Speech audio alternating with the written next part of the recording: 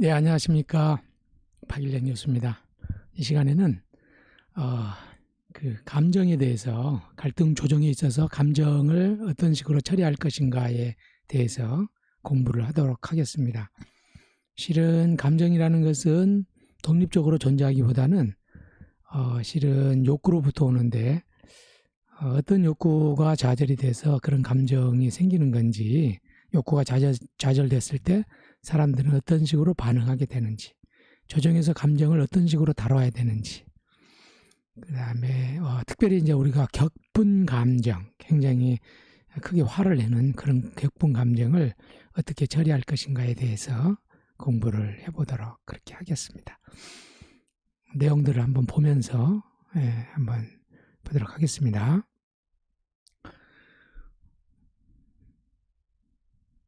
자, 실은 그 조정에 있어서 감정은 굉장히 필수적으로 처리해야 될 거다. 보통 뭐 객관적으로 이야기하기 위해서 감정을 배제하려고 하는데, 실은 감정을 배제하면 할수록 조정이 어려워진다. 그래서 감정을 잘 처리를 하고, 특별히 격분 감정을 생산적으로 처리하는 것이 이 갈등 조정에 있어서 굉장히 중요한 부분이 되겠습니다. 이 감정이라는 것을 우리가 이해를 할 때에 감정은 과연 어디서부터 오는 것인가 생각해 보면, 실은 우리가 기본적으로 인간이 살아가는 데 있어서 필요로 하는 그러한 필수적인 욕구가 좌절이 됐을 때 이런 감정이 격분이 되고, 또 기타 중요하게 생각하는 중요한 가치들이 좌절이 됐을 때 생기는 문제인데요. 이 감정이라는 것은 특별히 이제 인간의 존립 꼭 필요한 필수 불가결한 그러한 것들을 욕구라고 그러는데, 그런 욕구가 좌절이 된다. 그 욕구에 대해서 한번 우리가 알아보면요, 욕구라는 것은 만약 인간의 욕구가 심하게 어떤 그 위협이 되면은 사람들은 사리 분별이 잘 안 되고 스트레스 반응과 함께 생존 투쟁에 돌입하게 됩니다. 그래서 도망가든지 싸우든지 아니면은 이렇게 멈춰 서 있든지 그렇게 되죠. 그래서 실은 많은 사람들이, 국민들이 투쟁하는 것, 바로 이러한 욕구, 기본적인 욕구 위협이 됐기 때문이다. 그래서 사회는 욕구 위협을 사회적 갈등의 핵심으로 지적을 하고 있습니다. 버튼이라는 사람은. 그래서 우리 사회는 이처럼 여러 가지 갈등 사회에 살고 있는데, 이러한 갈등이라는 것이 기본적으로 각자가 가지고 있는 기본적인 욕구가 좌절이 됐기 때문에 생기는 것이다. 이렇게 지적을 하고 있습니다. 그런데 이 욕구라는 것은 어떤 내용들일까요?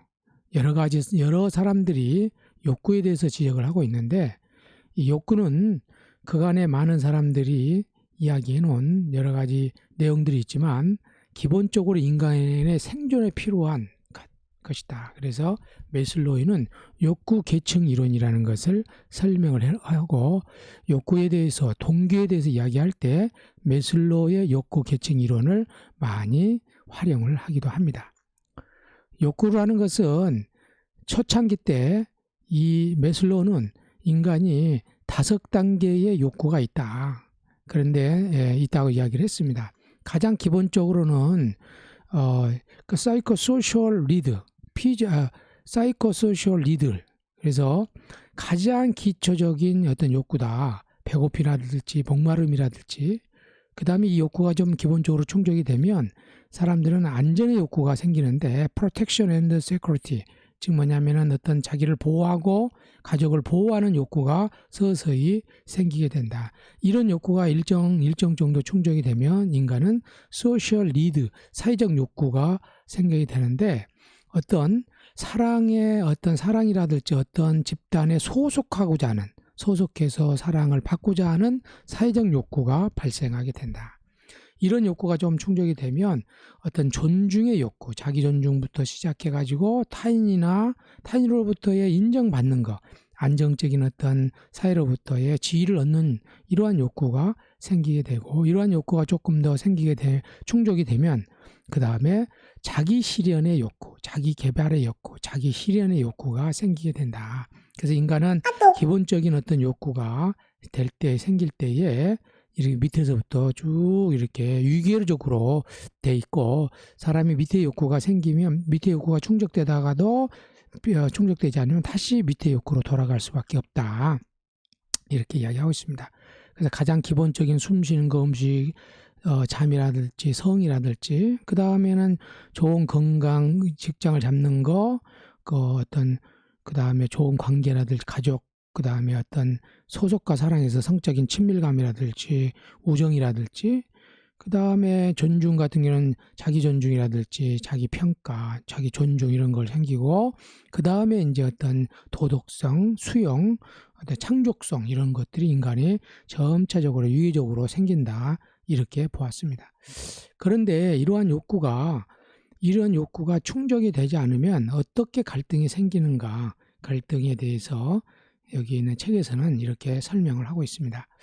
즉 인간은 기본적으로 이렇게 생리적인 욕구나 사회적인 욕구, 그 다음에 그 자기 실현의 욕구가 있는데, 어떤 주변의 상황, 외부 사건이나 상황 또는 타인의 행동에 대해서 인지적 해석을 하게 됩니다.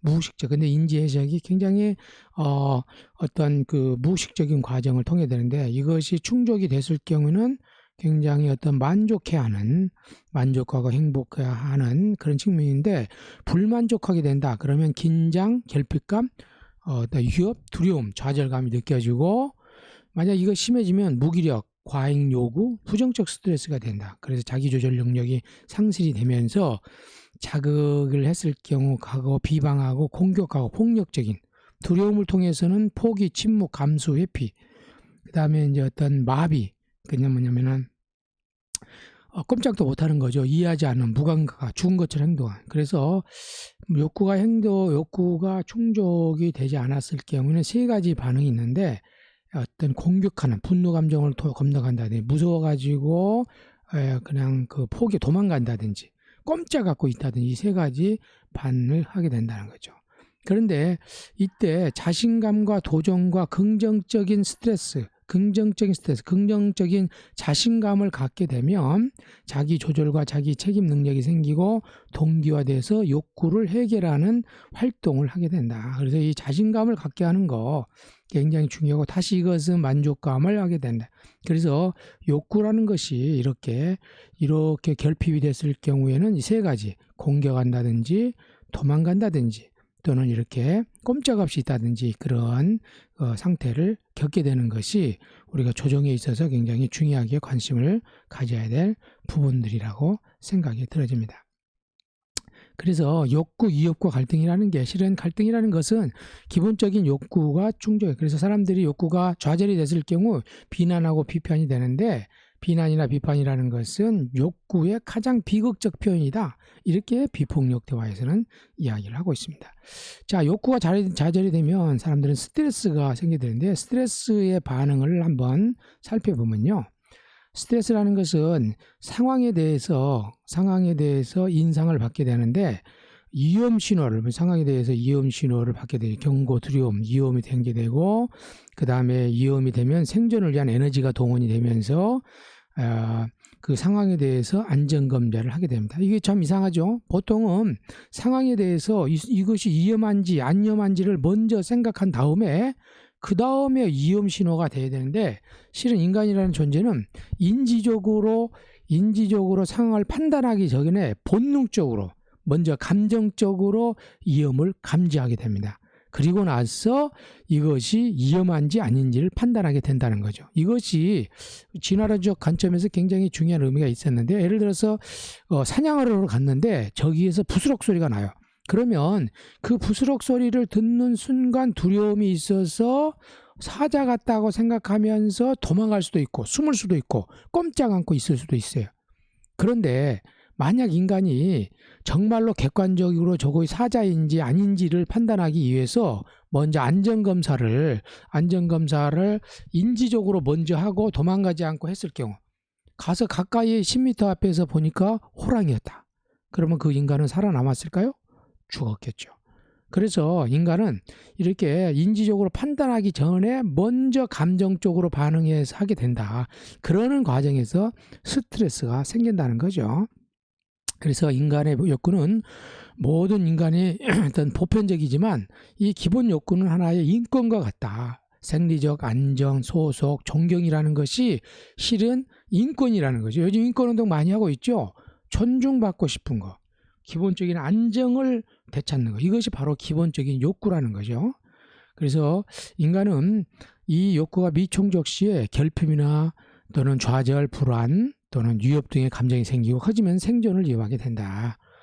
또한 위험 체험은 공포 또는 공황을 가져오게 되고 참을 수 없는 상황이 되면 맞서 투쟁하다든지 무기력해서 도피하는 등의 반응을 하면서 스트레스 반응을 갖게 된다. 외부 환경에 대한 정보는요, 편도에서 처리를 한다. 이따가 뇌의 기능에 대해 성해전 편도에서 처리가 되고 뇌의 인지 담당 부분에 대해서 도달하게 되는데, 즉 사람은 세계를 사고하기 이전에 먼저 느낀다는 거죠. 그러니까 편도라는 것이 우리 안에 있는 그 뇌의 그 인지 기능을 담당하는 아주 깊은 곳에 있거든요. 우리의 시각을 통해서 정보가 들어가면 먼저 우리의 감정을 담당하는 부분들, 이런 부분에 스치고 나서 그리고 나서 인지 부분으로 간다는 거죠. 그러니까 인간은 세계를 사고하기 전에 먼저 느낀다는 거죠. 그래서 우리는 인지행동 치료에서는 그런 부분인데, 그런 것은 거꾸로 나중에 인지를 바꿔서 감정을 할 수도 있지만, 인간은 본능적으로 감정적으로 느낀 다음에 그 다음에 이해하려고 하는 그런 경향이 있다는 거 우리가 한다면 우리가 갈등 조정에서 유용하겠다.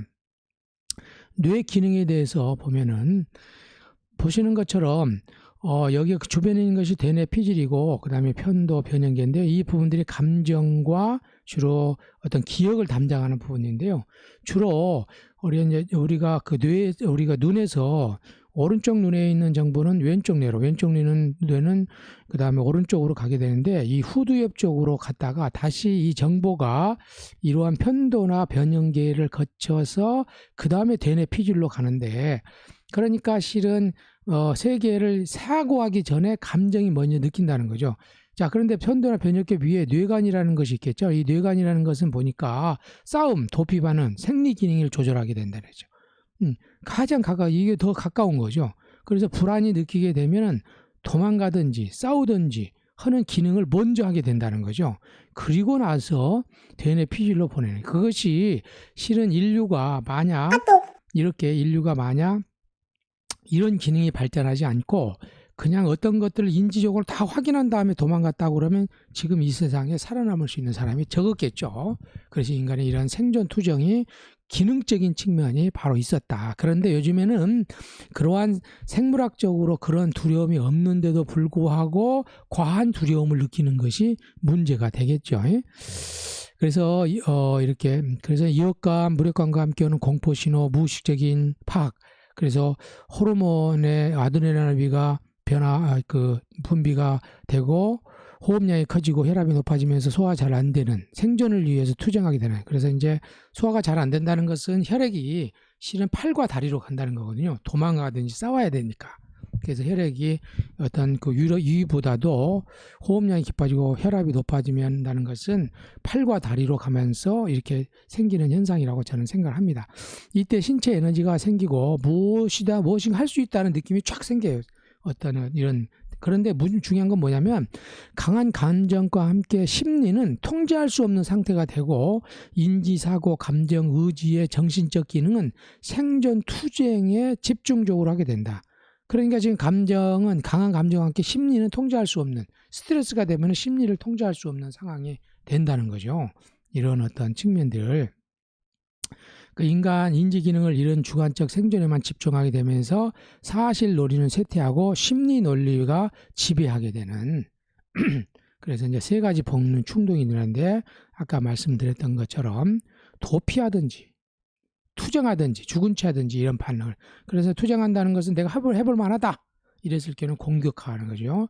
도피하는 것은 내가 힘이 없다든지 이랬을 때는 도피하고, 죽은 채 한다는 경우는 너무 사지가 마비될 정도로 꼼짝달싹할 수 없는 상황, 이랬을 때 이것이 생존의 반응이다. 스트레스가 되면 이 생존의 반응을 겪게 되는 그런 측면들이 있다는 거 이해하시면 좋을 것 같습니다. 자, 스트레스에 의한 정신적 기능의 변화를 우리가 살펴보면요. 먼저 스트레스가 되면은 그 인지 기능에서는 스트레스 없는 상태에서는 의식적인 인지, 의미와 정보에 대한 검토와 통제, 관점과 견해를 교환하는 측면이 있는데 스트레스가 되면은 선택적 인지가 된다. 그러니까 그 어떤 다 이야기를 다 듣지 않고 간과해서 듣는다든지 흘려 듣는다든지 왜곡한다든지 여고하게 된다. 그러니까 사람이 스트레스 받을 때는 대화를 좀 중단하는 게 좋겠죠. 시야가 터널 효과라고 그래가지고 시야가 좁아져요. 터널에서 보면 한 시야밖에 없잖아요. 스트레스 상황이 되면 좁은 시각이 되고 인지적 근시안, 좁은 시작 관점이 생기게 된다. 자, 스트레스가 되면 사고는 일반인에서는 성급한 해석을 지향하고 호기심, 탐색, 냉정하고 신중한 생각, 찬반 양료를 신중히 고려하고 사고의 결과를 검토하고 다양한 시각을 갖게 되는데 스트레스가 되면 신중함을 잃고요.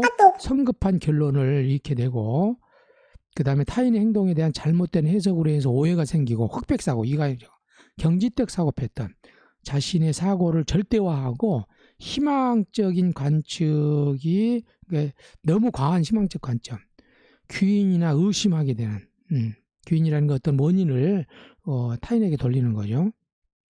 원인에 대한 추론을 이야기하는데, 자, 느낌을 보면요. 일반적일 때는 타인과 감정의 교류를 대고 자기 감정을 인지하고 타인 감정을 공감하고 타인에 대한 존중과 배려를 하고 상황에 따른 타인과 자기 감정을 느끼는데 스트레스가 되면요 어떻게 되느냐, 위협, 공포와 공황 감정이 생기게 되고 과민, 불안정, 불신, 둔감, 냉정, 감정 폭발, 감정 은폐, 감정 공감 능력이 상실하게 되는 측면이 되죠. 자, 의지를 보면은 일반적인 게 사례와 정직이 추구되고 명확한 자신의 충동과 동기를 가지면서 자기 욕구가 인식되고 타인과 협상하는 자세, 타협하는 자세를 갖는데요.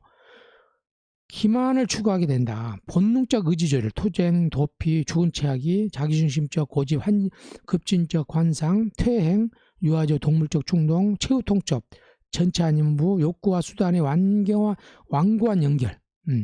그 수단이 목적이고 목적이 수단이라고 생각하는 거죠. 이렇게 되면 스트레스 상황이 되는 거죠. 자, 그 다음에 행동 측면에서는 자극, 숙고, 반응, 자극에서 생각해보고 반응하는데 신중한, 유연한 상황에 적절한 행동을 하게 되는데 스트레스가 되면 감정적 자극 반응 행동이 되고 유령 영역을 만드는 반사회적 행동이 나도 모르게 새로운 영역이 자꾸 생긴다. 과거지향적인 행동 패턴이 일어나고 고정지향적 행동 패턴, 공격, 비난, 공격의 영역. 그러니까 사람이 갈등이 생기면 스트레스 반응이 일어나는데 스트레스 반응이 바로 사람들에게 비합리적으로 행동하게 된다. 이걸 이해를 하고 스트레스가 없는 안전한 상태, 시간이 지나면서 한다든지 이런 것들을 잘 고려를 해오는 것들이 중요하고 스트레스를 통해서 겪는 사람들의 내용들이 여러분들 잘 이해하는 방향으로 가도록 하는 것이 중요하겠습니다. 자, 욕구 유혹과 욕구 불만의 내성을 보면요. 먼저 욕구 불만 상황, 그 상황 처리, 그 상황에 대한 처리하는 능력은 자신감이 결정적이다. 그 상황이 욕구 불만이 있었을 때 그것을 내가 처리할 수 있느냐 없느냐, 나는 그 욕구를 해결하려면 뭐 있는, 그거에 따라서 이 자신감이 실은 굉장히 처리가 되는데 능력과 자신감이 있으면 욕구 충족을 위한 에너지가 생기고 동기부여하는 긍정적 스킬을 줍니다. 능력과 자신감. 평소에 자신감이 스트레스에 굉장히 중요한, 극복하는 중요한다는 거죠. 그래서 이와 반대로 능력과 자신감이 없으면 무기력과 함께 생존의 위협을 느끼며 부정적 스트레스가 된다. 그래서 갈등 조정에 있어서도 그 사람이 어떤 측면에 자신감을 가질 수 있도록 자기 자신에 대한 능력을 잘 가질 수 있도록 만들어주는 것이 굉장히 중요한 측면이 있다. 그 사람이 과거에 잘했던 부분이라든지 이런 부분들을 부각을 시켜서 그래서 해결 중심적으로 그 사람이 문제가 없었을 때는 어땠는지 잘했을 때는 어땠는지 이런 부분들을 탐색해 주는 것이 굉장히 중요하겠습니다. 그 다음에 이제 누누이 이야기했지만 사람은 이 기본적인 욕구에 의해서 겉으로 스트레스 상하게 되면 겉으로 주장하는 입장이 있고 그 가운데 이어관계가 있다. 갈등에서 이러한 자신의 입장 권리만 주장하게 되면 주장하면서 투쟁 승리 의지만 견지하게 돼. 보통 갈등이 되면 자기의 권리, 투쟁 승리 의지만 견지하게 되는데 입장과 이해를 잘 이해를 해야 되네. 그러니까 이제 입장과 이해관계를 잘 이해하고 그 다음에 그 이해가 어디서 나왔냐면 기본적인 욕구에서 나오는데, 입장과 이해라는 것은 기본적인 욕구를 충족하기 위한 전략이라는 거죠. 그러니까 사람이 어떤 욕구를 입장을 이야기했을 때는 그 입장 이면에 기본적인 욕구와 이해관계가 있다는 거죠. 그래서 사람의 주장이라는 것은, 입장이라는 것은 하나의 욕구를 해결하기 위한 수단에 불과하다라는 것을 생각을 하셔야 되고, 감정 유발은 욕구 좌절을 말로 표현하지 않는다. 실은 인간은 욕구의 좌절을 표현하지 않는 경향이 있다는 거죠. 그래서 비판적인 입장, 그 다음에 어떤 그 입장을 이야기했을 경우에는 그 조정자는, 사회복지를 전공 조정자는 그 욕구를 잘 알려고 해야 된다. 그래서 우리가 앞에서도 이야기했던 것처럼 실은 기본적으로 이렇게 입장과 요구를 항상 생각하면서 우리가 생각을 해야 되는데, 예를 들어서 어떤 사람이 트럭 운영을 금지하라, 예를 들어서 우리가 동네 옆으로 트럭 운영을 중지하라, 이렇게 사람들이 주장을 했다. 그 동네 사람들이. 그러니까 아마 이해관계를 보면 우리는 소음 없이 조용히 살고 싶어요. 근데 이해관계는 어디에서 나오는 거예요? 안전과 어린이 보호에서 어떤 욕구에 나오는 거죠. 안전과 어린이 보호를 위해서 트럭 운전을 하지 마라. 그 다음에 이것이 하나의 수단이라는 거죠. 그 다음에 차량 도로 건설을 반대한다. 공해가스 없는 지역을 원해. 그런데 기본 욕구는 건강에 대한 욕구예요. 그러니까 건강에 대한 욕구를 위해서 차량 도로 건설을 반대하는 거죠. 만약 건강의 욕구를 충족하면서 차량 도로가 생기는데 건강을 고려한 것이 있다든지, 예를 들어서 안전이 확보되게 트럭 운전이 갈 수 있는 방법을 강구할 수 있다고 그러면 방법을 찾을 수 있거든요. 그러니까 항상 우리가 이야기할 때는 입장 이행하고 욕구를 늘 생각해보고, 입장 조정이 아니고, 입장 협상이 아니고, 이해관계나 기본 욕구 협상을 중심으로 해야 된다는 것을 조정자는 늘 명심을 해야 됩니다. 그래서 입장 수준에서는 해결책 욕구를 충족하기 못하고요. 욕구 수준의 해결책이 생산적이고 지속 발전 가능하다. 그래서 조정이는 입장 저변의 이해관계 요주를 집중하는 그런 노력이 필요하도록 하겠습니다. 자, 이 시간에는 그래서 욕구의 감정, 갈등에 대해서, 인간의 욕구라는 게 왜 감정을 어떻게 만들어내고 이어받아서 어떻게 행동하고, 또 스트레스를 받았을 때 인간의 인지적 사고가 어떻게, 그 다음에 인간의 뇌의 기능이 실은 감정이 우선하고 사고가 나뉘다는 거, 그 다음에 입장 이해관계에 있어서 우리는 입장보다는 이해관계나 욕구에 기반해서 조정을 해야 된다는 거 첫 시간에 말씀을 드렸습니다.